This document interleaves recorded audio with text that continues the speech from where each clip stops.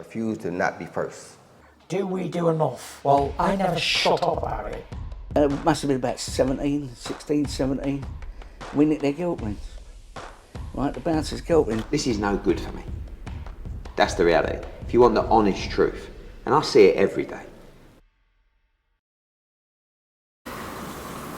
Andrew McCART, IFL TV, proudly sponsored by Everlast, and I've got to say I've interviewed Liam Smith in worse places than I have right now. Sunny Dubai. First and foremost, how's things? Yeah, good mate, you? All good? Yeah. Good. Just obviously pulled behind you. I'll probably take a dip after this interview before I go and do this press conference. But yeah, we're out here in Dubai. But more pressing issues, obviously. Your fight date with Chris Eubank Jr. has been pushed back 2 weeks. It's now the 1st of July. So, immediate question, how's the injury and how's it healing up? Yeah, it's healing up, healing fine, physio. Just a little, slight delay.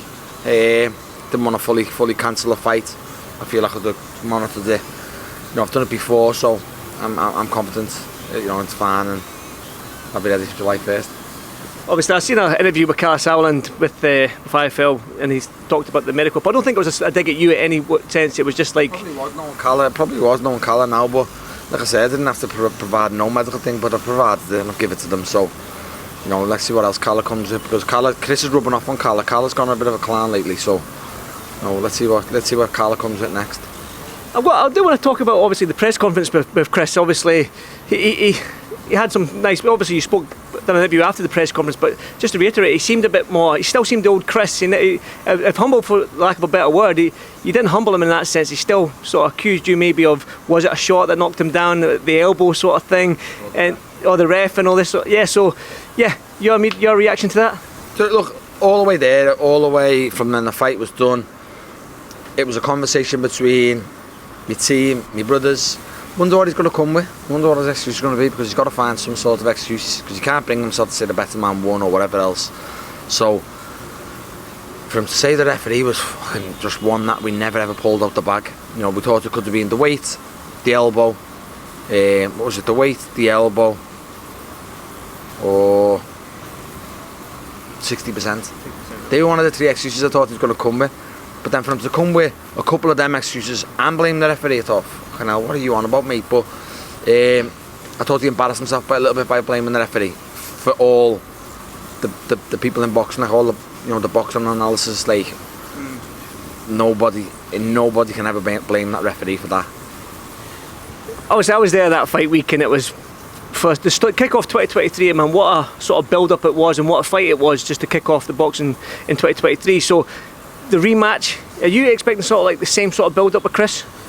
We'll see. Like I said, it always seems to go out. It's a mad one with Chris. Like I said, name a respectful build up. This has been a little bit okay, as it was light art at the press conference to announce the fight. Let's see the next one when we're both close to the weight and whatnot. But that's Chris being humbled. As much as he's not being humble, that is humble. Laughing and joking and playing down the knockout, and like I say, brought a few people. He probably paid a few people there to come and laugh at everything he said, which made it a light-hearted press conference. But like I say, we'll see how it goes. We'll see. Chris knows, regardless. Okay, strip all the layers back. This is not stupid. He's a clever man. Made a lot of money out of boxing by being a clever man. So he's not stupid. He knows what happened. He knows how the fight went, and probably deep down knows how it's going to go again. How is it going to go in? In your eyes, obviously, it took you 3.5 rounds, 4 rounds to get the job done. Can you do it quicker, or is it just see how the fight goes? Look, quicker is for other people. Quicker is for the public. Media to say if I can do him quicker. For me to do the exact same thing to him again and beat Chris Eubank, whether I stop him again, we all know I can. Like I said beforehand, we're all questioning whether this body shop rumour ever was a rumour or it happened. I think I've just confirmed everything I've said since day one, but now you all know I can hit him in the head too. Can Chris hurt me? Not yet. So, like I said, I know I hurt Chris sparring. I know I flattened him in a fight into the head, so I'm confident in both now. Next time round, like I said, as long as I'm 100% with what I do, away from the cameras, away from the media, then I turn up. I said, I turn up 100%. I beat Chris Eubank Jr. every day of the week and twice on a Sunday. Obviously, after a loss like that, I'm pretty sure a lot of fighters, when they come back from a loss like that and they have the immediate rematch, they change things in their game, they change things in their preparation. So what are you expecting the same? Do you think Chris can change his game plan and change his sort of the way he approaches the rematch in this one? No, because like I say, that's alluded. He said he was dominating that fight. Like I said, besides 30 seconds of round 3, I don't know what part of the fight he dominated, but if that's domination, then we're in a world of trouble then, because I don't know what real domination is, if that was dominating a fight. But I think he'll come with a bit more fight in him. He'll try and box when he feels he needs to box, but he'll try and box because he tries to nick a rest boxing like that. I've said since day one he can't fight at that pace no more. He hasn't got a great engine no more. He's fit, he's athletic, but he hasn't got a great engine no more. So I think he tries to box like that to nick a breather, but he will come and fight because he knows I'm there to fight, so he'll try and have success in that. But he also stands in my range to be nailed, and once I nailed him last time, he went. So I'm fully confident once I nail him again this time, he'll go again. You're sort of in a funny situation. You're fighting again at 160, so you've made it a known fact that you want to go down to 154. You do want to win an all-world title down at 154, and that's where you're sort of your best at. But 160, if you do a good enough job on Chris Eubank Jr. and you beat Chris Eubank Jr., is there not a sort of small party that wants to stay up at 160 to fight these bigger guys and the names up there? Well, look, hypothetically, they just I beat Chris and they ordered me to fight Janibek, but obviously I was tied into a rematch clause. It would have been pointless me fighting Janibek, because probably half the money I got for Janibek I would have had to pay to Chris or Boxer or whoever I was tied into a contract with, so I couldn't. I beat Chris again now. If they order that fight again, the WC have got me number 1 at 154. If they put me number 1 for Charlo at 160, it just depends what comes available. We don't know what's going to happen now with Tim Zoo's fighting another fight, so obviously Charlo's not ready yet. Whether they strip Charlo, whether Charlo vacates, all 4 belts are going to become vacant. I'm pretty sure if I announce him at 154, them governing bodies are going to put me high up in their rankings. So I'm open to either. And like I said, I'll beat Chris again. I think it announces I'm as good at 160 as I'm at 154.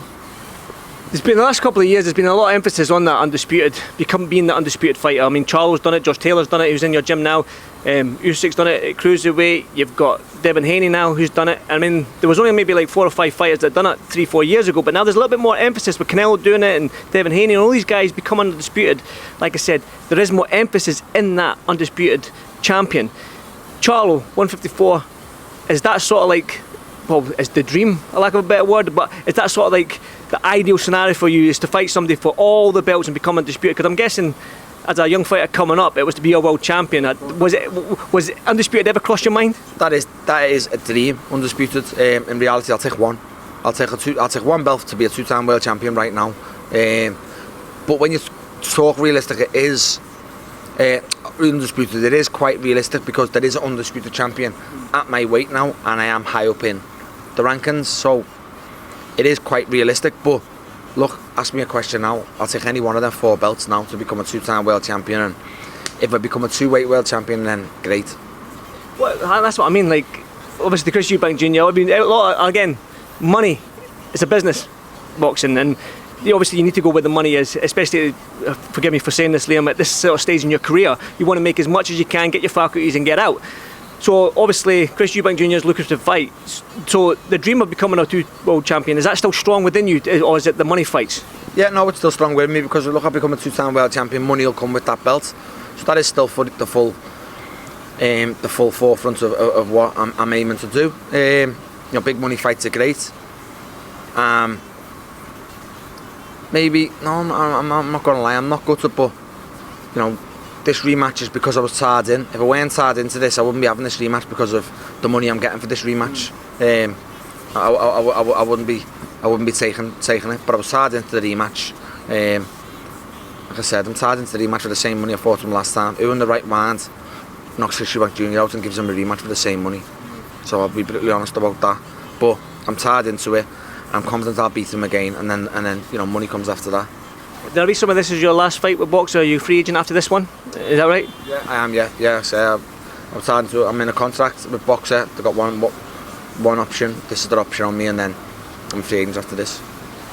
I've got to say, obviously, you were talking about the Chris Eubank fight and how Chris is in your range, and I'd done that sparring session with you, and it's one of the best experiences I've ever had in my life, to be honest. Even though you did hurt me with that body shot, but I say to people that when I watch you fight, you're one of my. I made it no secret you're one of my favourite fighters. The way you approach the game, but you stand there. It seems like you're just standing in front of a fighter. But what I took away from it is the way you dictate the distance. You're in range, but you're not in range, if that makes sense. And I think that's what makes you a fan-friendly fighter, is because you're always looking to pressure a fighter. So any fight that you're in, leaning into the future after Chris Eubank Jr. in a world title, I think it's going to be a fan-friendly fight, whether it be Charlo, Janabek, Golovkin, who knows, that can be there. So I mean, there's big fights out there for you after this one if you win or lose. There is, yeah, and just reiterate what you said. Like, you don't know how many people over the years have sparred me and changed their opinion on me, because obviously on the eye looking, like, I've had so many people. I remember Jessica McCaskill said, what did she call me? Basic. Said something called me basic. 6 rounds later, she said he's not basic. I look basic because I don't do anything flashy. I don't do anything out the ordinary. Chris Eubank Jr. called me ABC.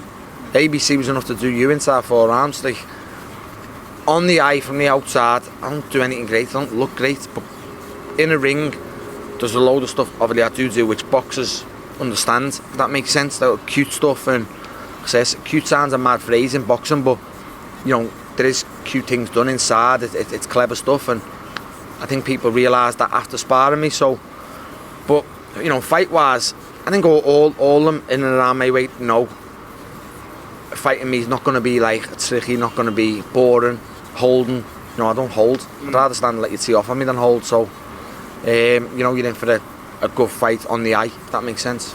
Definitely, and I can vouch for that. Like I say, as a guy and a fan from the outside looking in, and I just always look at you, I'm thinking, he's standing in front of you, well, hi God, hit him. But it's the cute things you do inside the ring which is given me more admiration for you, if it's a lack of a better word. So again, thank you for that spar. Not thank you for the body shot, but thank you for the spar. We're out here in Dubai, so I think I've got the press conference coming up. Are you going to be there? Yeah, I'm going, mate. Yeah, so I'm coming down here for I'm going to go. But support little Jack, and then obviously be there tomorrow as well. Definitely. Well, Liam, as always, thank you so much, mate, and I'll see you in the next one. Thank you, Liam. Thank you.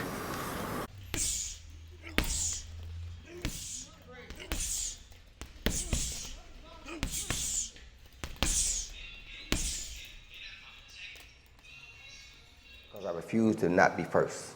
Do we do enough? Well, I never shut up about it. It must have been about 16, 17. We nicked their guilt rings. Right, the bouncer's guilt ring. This is no good for me. That's the reality. If you want the honest truth, and I see it every day,